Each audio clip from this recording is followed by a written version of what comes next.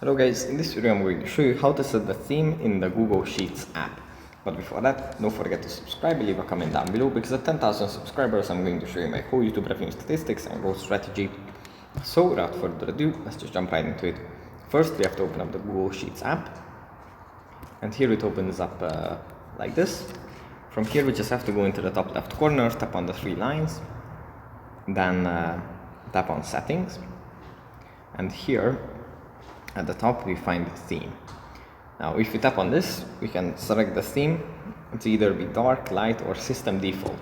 If it's dark, it looks like this. In light mode it looks like this.